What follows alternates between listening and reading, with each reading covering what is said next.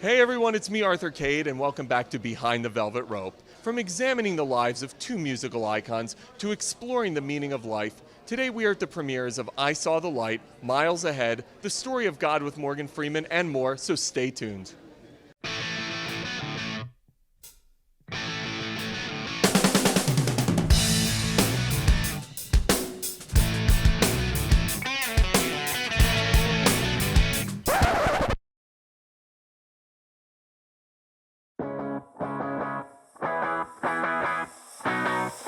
With his directorial debut, Don Cheadle unpacks the life of legendary jazz musician Miles Davis to show us both his charm and complexities.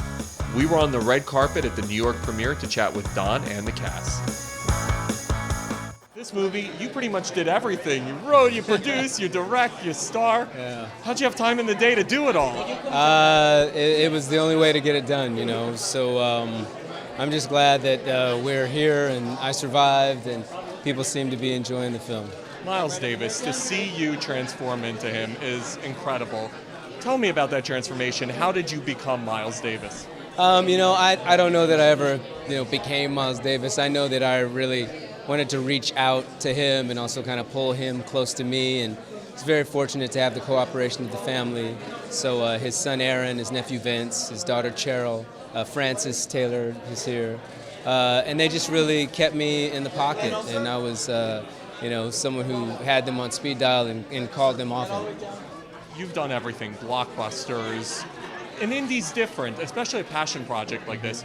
How hard is it? What is the process in getting something like this made?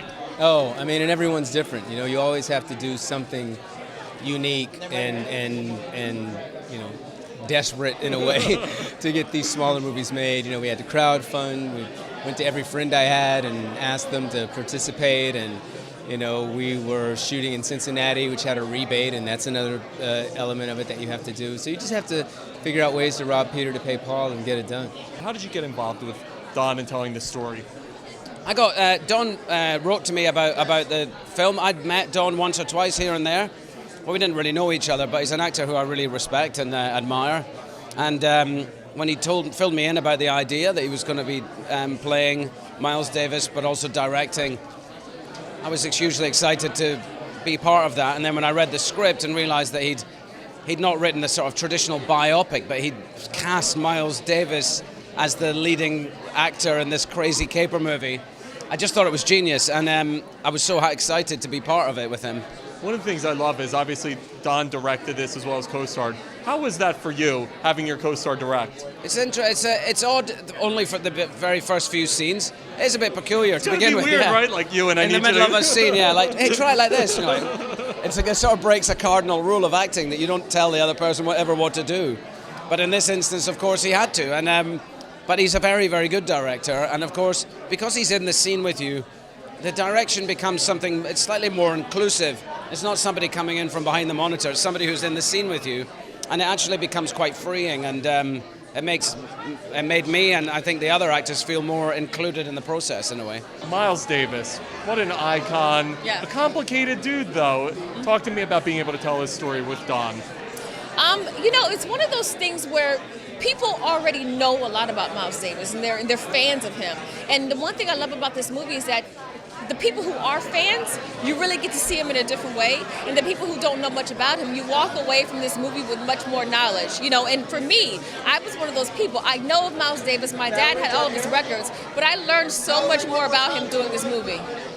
Don's director, starring, so when you're in scenes with him, does he go into director mode? What was it like? It was funny because my first day of filming was the last time you see Frances in the movie when she's running away. And that very first day on set, he's speaking to me, as the director, in character as Miles, in my ear, telling me direction. I'm like, what is happening? Yahtzee with a growl. Yes, He's like, Yahtzee with a laugh. yes. It worked perfectly for the scene. It was very eerie and weird, so it was good. You were played in the film by an incredible actress, Yahtzee. Yes. Talk to me about seeing yourself played in the story. Well, it gets a little hard sometimes. It's weird seeing yourself, right? It is weird seeing myself, and especially the love scenes. Oh my God.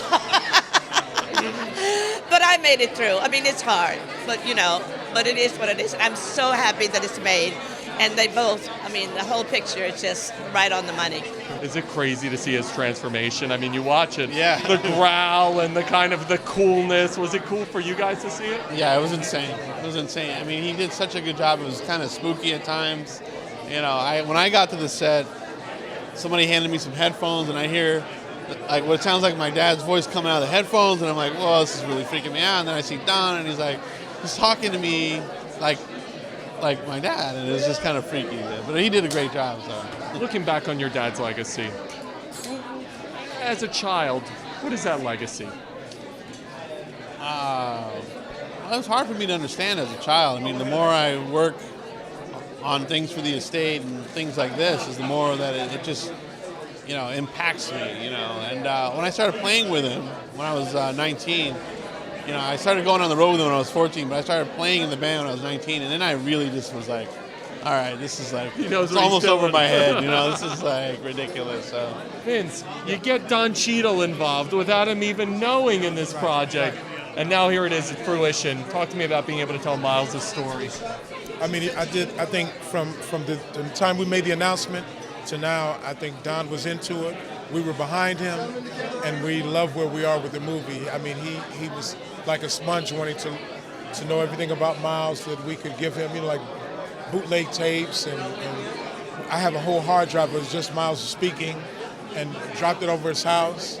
And here we are, man. He did his thing. So how accurate was Don? How right did he get it? What he did an interpretation. So the accuracy is on his part of what he wanted to present. So that's good. This movie looks awesome. What brings you here tonight?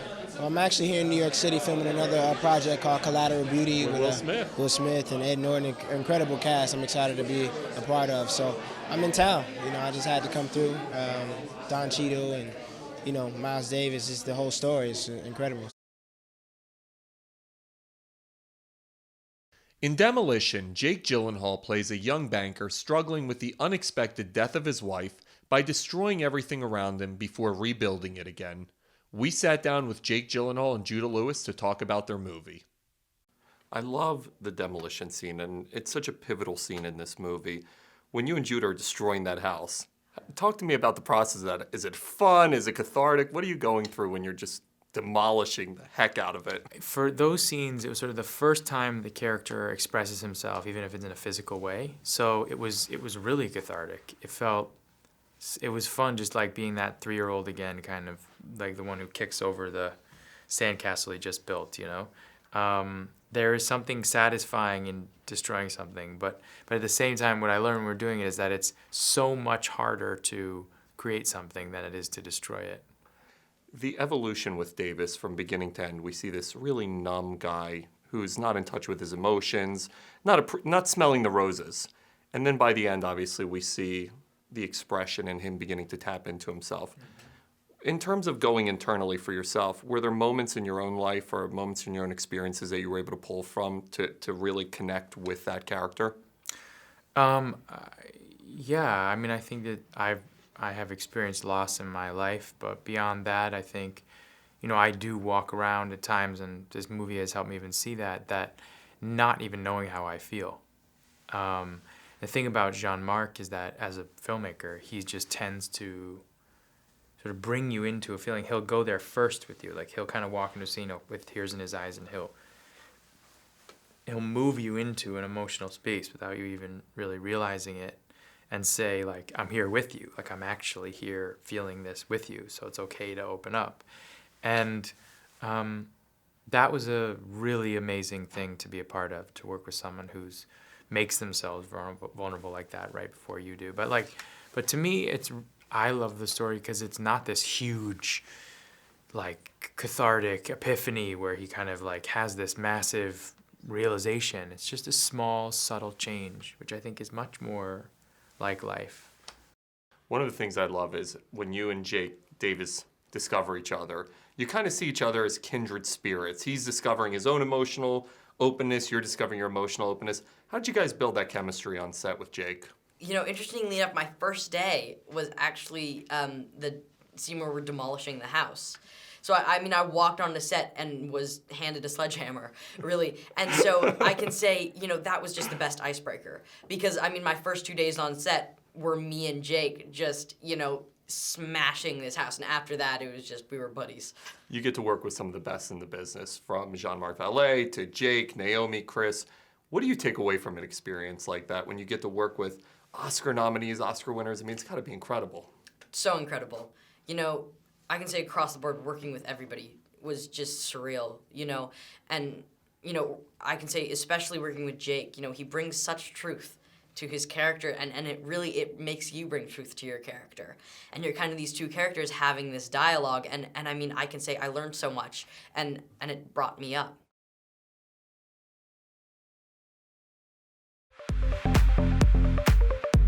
Who better to dissect the meaning of God than a legendary actor famous for playing him? We caught up with Morgan Freeman at the premiere of National Geographic Channel's The Story of God with Morgan Freeman. How did you get involved with this? My company, well, my producing partner and I were in Istanbul maybe 6-7 years ago, something like that. And we were at the Hagia Sophia, that museum there, that started out as the church and became a synagogue, and now it's the museum. So they still got frescoes on the wall, religious frescoes, Christian religious frescoes.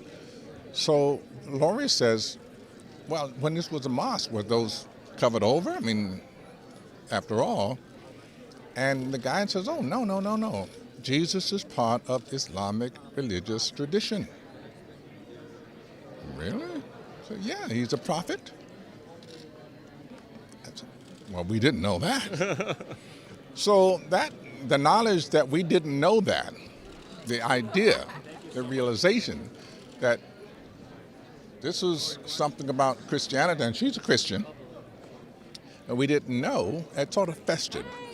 And then while we were doing Through the Wormhole, we visited some of those questions, like about creation and what happens after, is there life after death, et cetera, et cetera, et cetera. We just sort of generally segued into, why don't we go further in this whole question about creation and God? So here we are. So you go around the world, you visit so many different, incredibly religious and holy places. 7 different countries, 20 cities, a whole lot of mosques, a whole lot of churches, a whole lot of religious places. What do you take away when you're going through that experience? What do you take away? Well, you meet some very interesting people. You talk to some very knowledgeable and spiritual people, from rabbis to monks to priests. And it's not only is it instructive, it's kind of encouraging. Religion in and of itself is based on the idea that God is good. And if God is good, then you and I are good.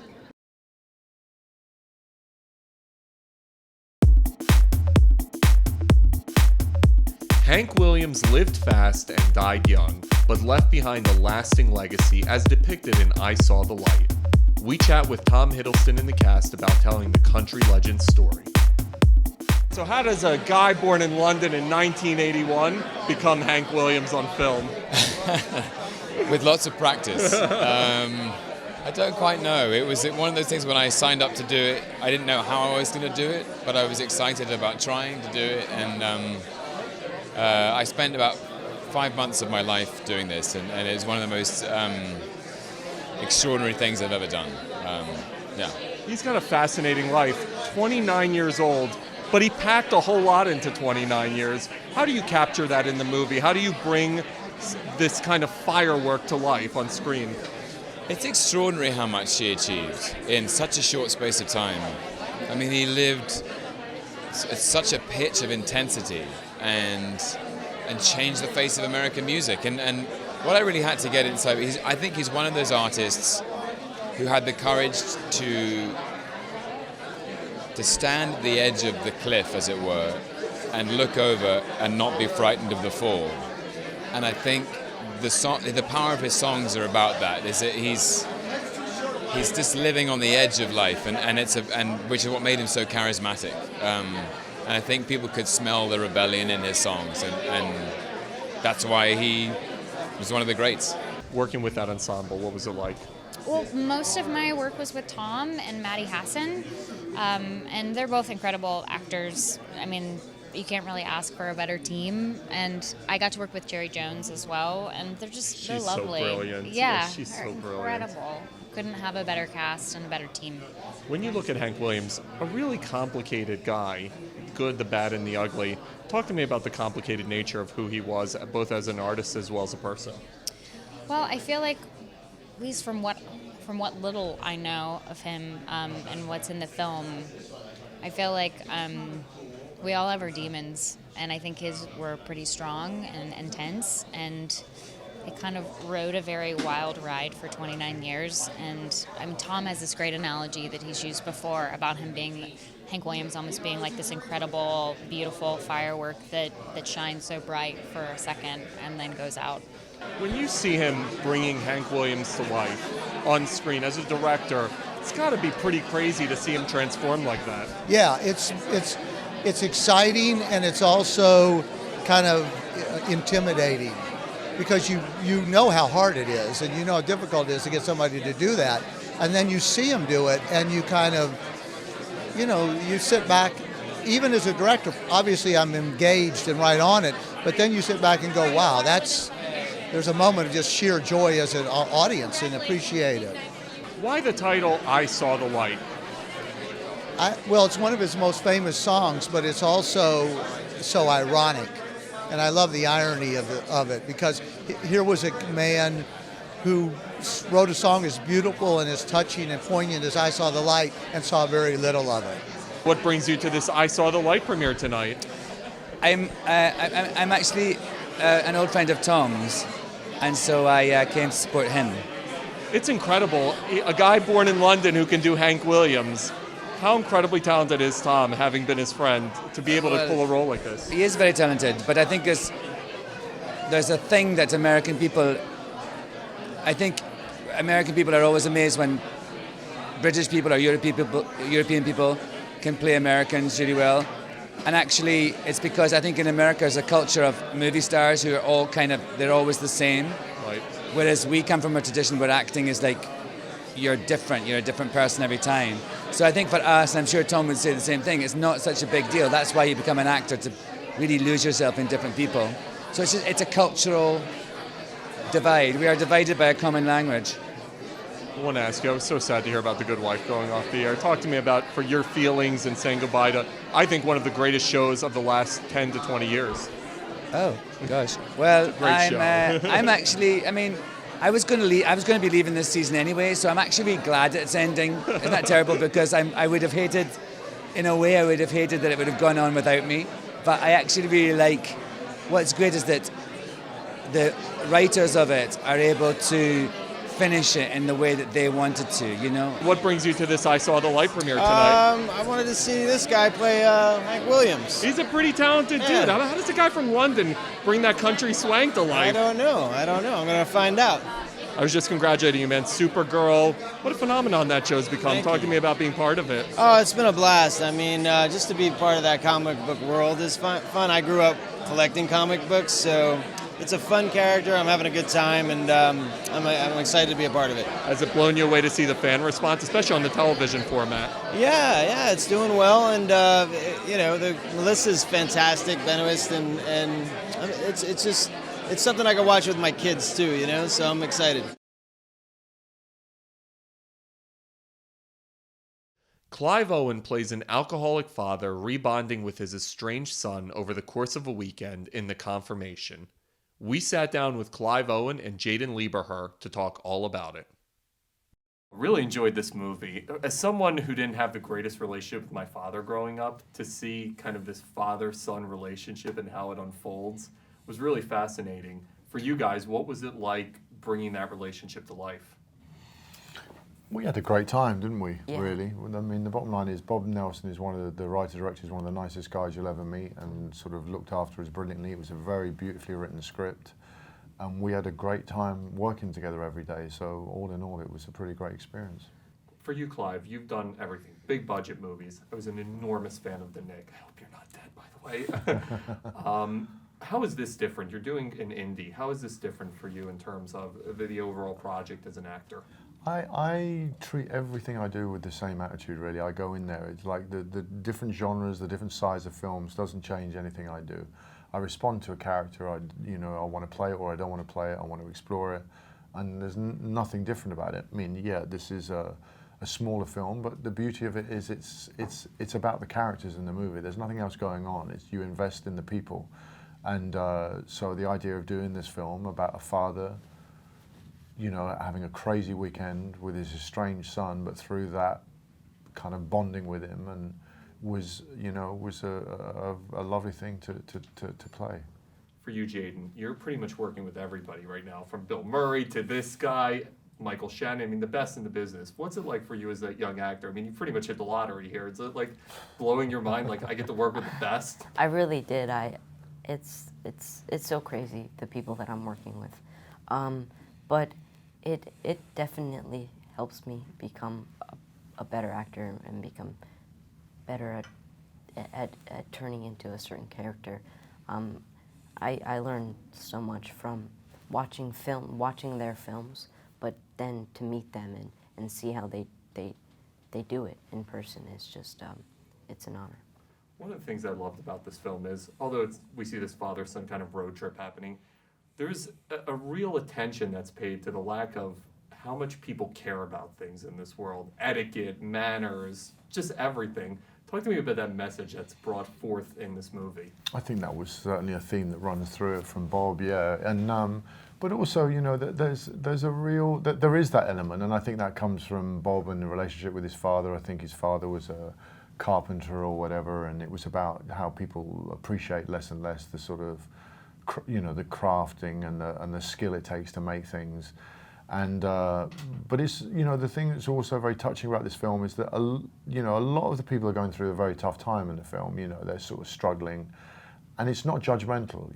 There's a real empathy. You look at people and there's an understanding that it's tough for a lot of people. Everybody's just trying to make the best of what they've got, and I think that's a very touching thing.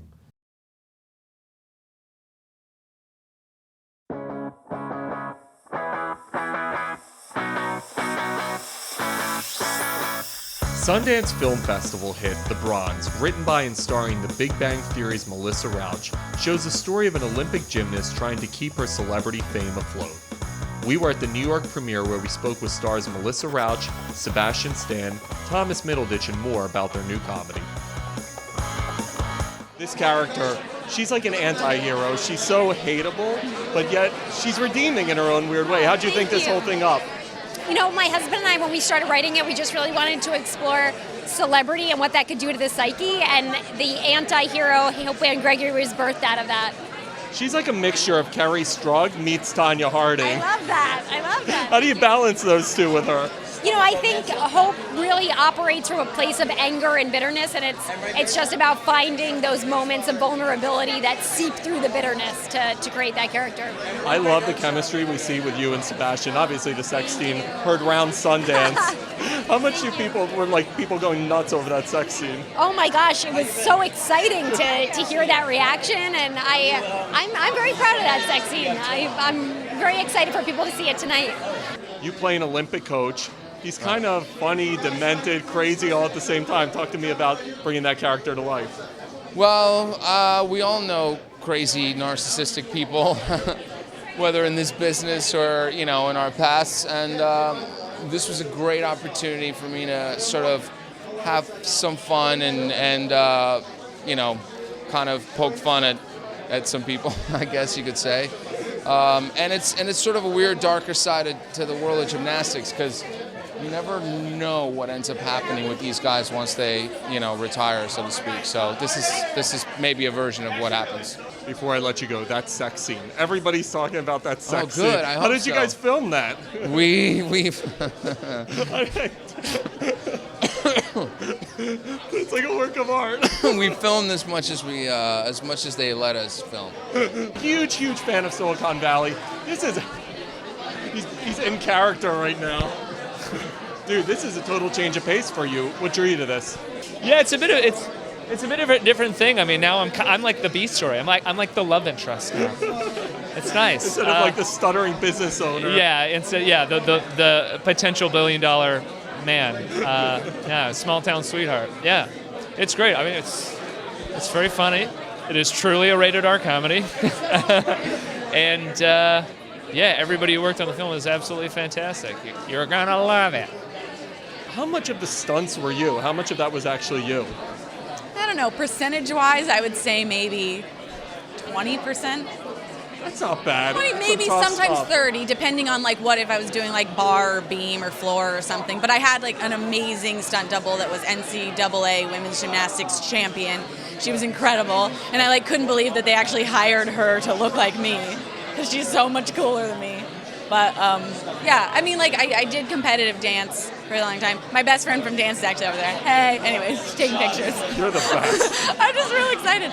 But yeah, so I did competitive dance, so I could do some of the things, but I definitely needed a real gymnast because what they do is like, it's very different from dance, first of all, and then it's like just so unreal and incredible, like the power and strength that they have in their bodies. Yes. Talk to me about telling the story and the R-rated comedy, as Thomas Middleditch put it.